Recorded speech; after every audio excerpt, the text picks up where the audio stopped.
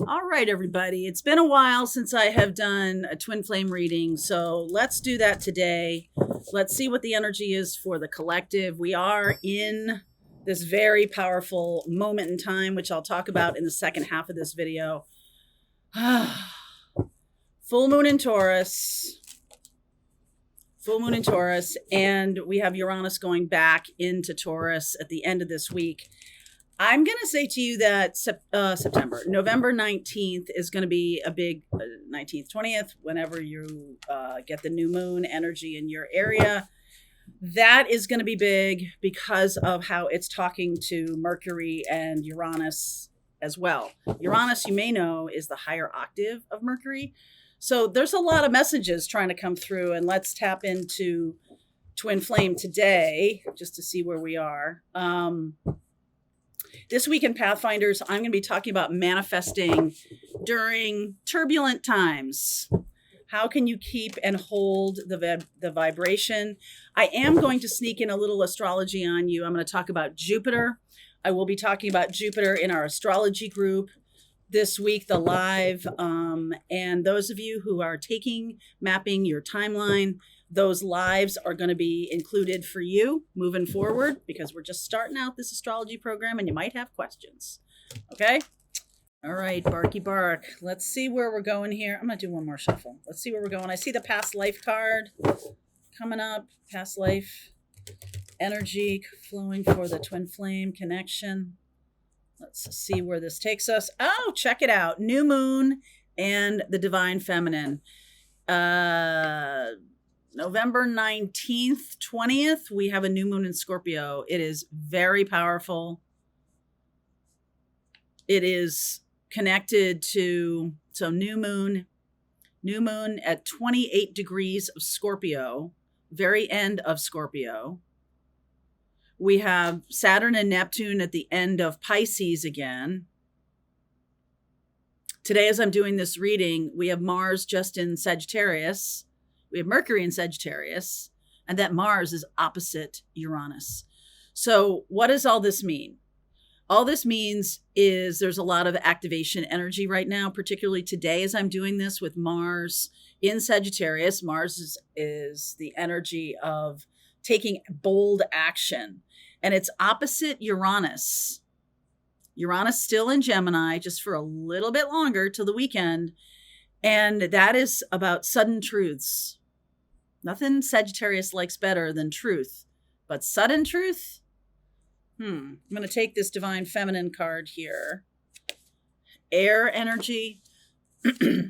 Safe travels. Oh boy, I keep getting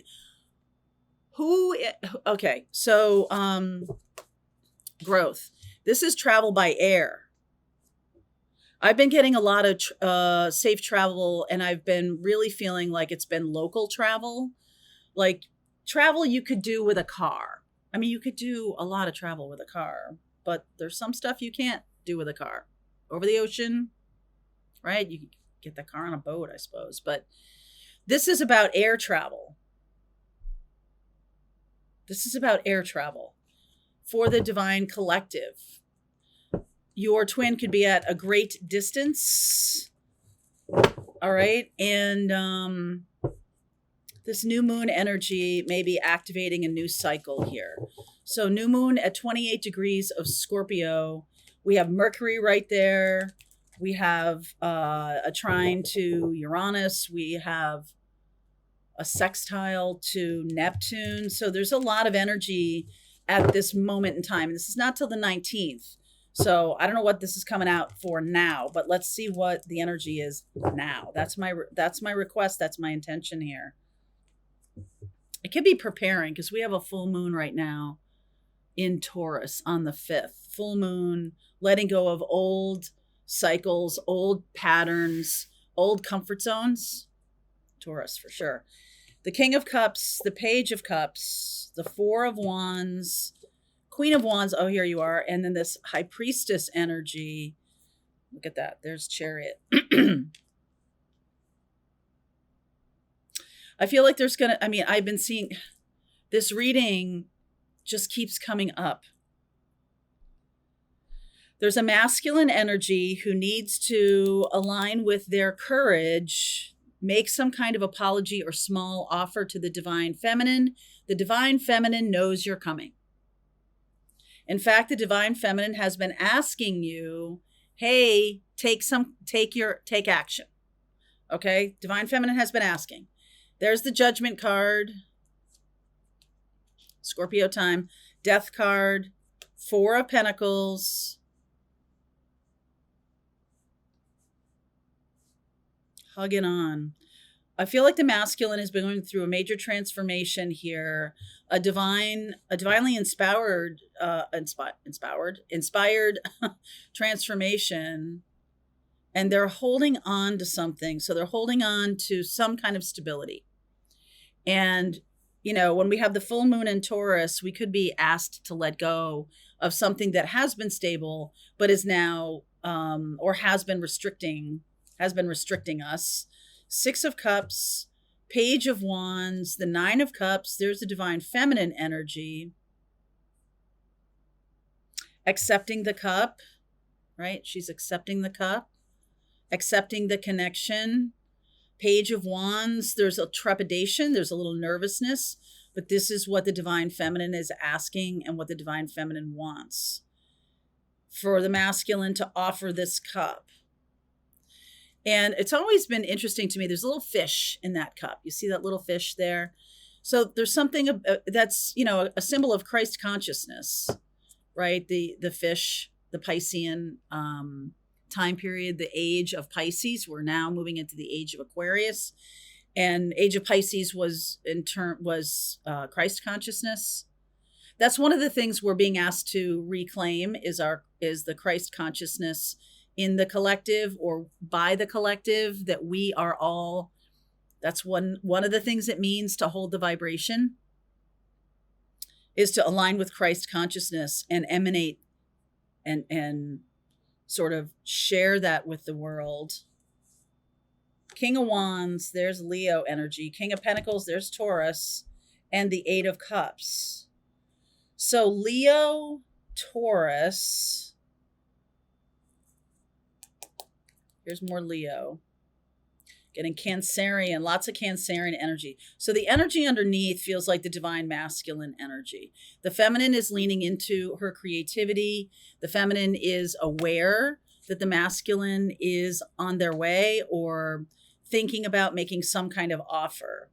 I feel like the masculine, because it's showing up with the Scorpio card, this growth and change and transformation is currently occurring. That is in the current position. The Four of Pentacles is a little trepidation here. This four, it's usually about holding back or holding on to something. What is this Four of Pentacles about? Eight of Pentacles, Nine of Swords, Page of Pentacles, and the Seven of Wands. I have been getting recently that this particular masculine is having a very hard time with their career or with money. They're being asked to shift and change, and they're very, very resistant to it because they don't understand about manifestation. And this kind of feeds right into what I was saying about the Pathfinders this week. We're going to talk about manifesting during turbulent times. And I feel like that's what this masculine is really struggling with right now, because, hey, it's turbulent times. So I got to hold on to my money or hold on to my resources in some way. And you're not wrong about that, masculine, but there is something here about letting go of anything that's keeping you stuck. So some kind of financial decision or financial commitment that's keeping you stuck. So, and it's time to learn something new. So for example, like I definitely have been feeling that it's time to really grow Soulful Revolution and grow in the direction of what I'm here to do. And I've been reminded over the past 24 hours specifically that it really is about helping people see their path. It's about teaching. it's about, that's the healing gift that I have, is about helping people go, oh, I see the connection between those two things. Okay. And that's just my job. It's just my job to shine the light on things so that you go, or so that the ones who needs to see the message go, oh, okay, I get it. And that's my job. That's my job. So this mask, and I will say to you, what's another thing that's interesting about this particular week is when we have Uranus going retrograde back into Taurus, you're going to have some repeat. You're going to have some reprise, like when they reprise a song in a musical, right? Like later in the musical, you get that song again. It's like the theme of the musical. And this musical that is your connection with the divine masculine, I'm talking to divine feminines, it has to do with security and risk. And it also has to do with what happened in 2018. What happened in 2018? If you keep a journal, you might be able to go back and look at it and see what was going on. What was happening here with Soulful Revolution is that's when I launched my tarot class. If you want to learn how to read tarot from me, you can access that class. It's in the link below. And I've added some new content since then, but that sort of really aligning with what I'm here to do, which is that teaching part, really expanded what I was doing, really expanded my ability, my reach to reach more people. It really, expanded the business. It expanded the mission and purpose. It allowed me to bring Colleen on to the team. It allowed me to have somebody who is very, who is working right along with me to, perform the mission and elevate the mission and make sure all the structures, the scaffolding is in place. And now I feel like we're moving to create new scaffolding that will build sort of the next chapter of this. And that's what I feel like the masculine energy is being asked. So in your own experience, feminine, masculine internally, how is your masculine being asked to learn new things and expand the manifestation into this new age, this new chapter? How is that happening for you? And also, how is it happening for your masculine? The feminine is being asked to say, yes, this is what I want. And I feel like there's a little trepidation here because of how things might have gone in the past. And every single one of you has like a unique story that's, what's going on with your masculine and feminine. The feminine it's a very courageous thing to say, yes, I want this, especially if there were difficult moments. The masculine, it's courageous to ask for the new learning. And that's what they're struggling with right now. But I feel like they will see it. They'll be shown it. I literally went this morning to have some blood taken for some tests, regular annual physical kind of stuff. And the woman who was taking my blood, she asked what I did. And I said, I'm an astrologer and I read tarot on YouTube. And she was like, oh my God, I need some guidance right now. And I was like, she told me she was a Scorpio. She was a Halloween day Scorpio. And I was like, well, Scorpio and Taurus, it's about risk and security. And if you're feeling like you're afraid to lose your security, then one of the things being asked of you right now might be to take a risk, because you can't really have security unless you take educated risks, unless you keep growing. And that's where we're getting this growth. Some of you may need to go to this is interesting. Some of you may need to go by air, okay, to a conference or to learn something. Safe travel. Now, I'm sure you know that in the United States, we're having government shutdown and issues with air traffic control. They may shut it down for Thanksgiving, and in which case there might be a need for a car. Okay, but there's something here that says there's travel. So let me just clarify the travel part. Moon. 19th and 20th, new moon. 3 of Swords, 2 of Cups, Eight of Swords, and the Ace of Cups. There's a lot of fear and trepidation in this masculine. I feel like they're being asked to take a plane to come see their divine feminine, to do some kind of safe traveling. I don't know what that means. That the travel will be safe. Okay. To maybe take land. All right. So what about these two kings down here? This, I